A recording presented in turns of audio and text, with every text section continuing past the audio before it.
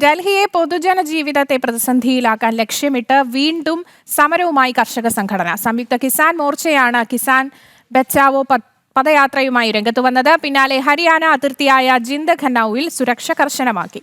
ജനങ്ങളുടെ സഞ്ചാര സ്വാതന്ത്ര്യവും സുരക്ഷയും ഉറപ്പാക്കുമെന്നാണ് കേന്ദ്ര സംസ്ഥാന സർക്കാരുകളുടെ നിലപാട്.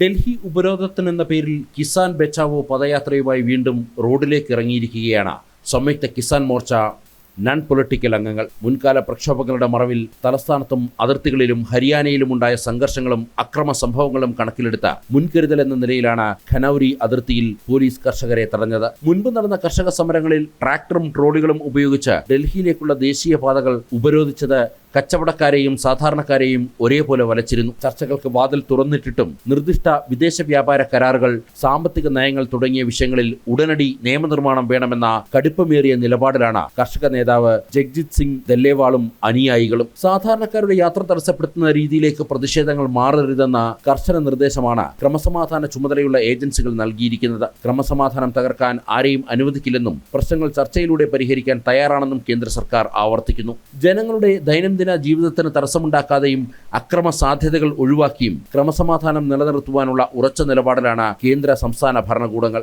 കർഷക ഉന്നമനത്തിനായി നിരവധി പദ്ധതികൾ നടപ്പിലാക്കുമ്പോഴും റോഡുകൾ ഉപരോധിച്ച് ജനങ്ങളെ ബുദ്ധിമുട്ടിലാക്കുന്ന രീതിയിലുള്ള പ്രതിഷേധങ്ങൾ അംഗീകരിക്കാനാകില്ലെന്നാണ് കേന്ദ്ര സർക്കാർ വ്യക്തമാക്കുന്നത്. ജനം, ഡൽഹി.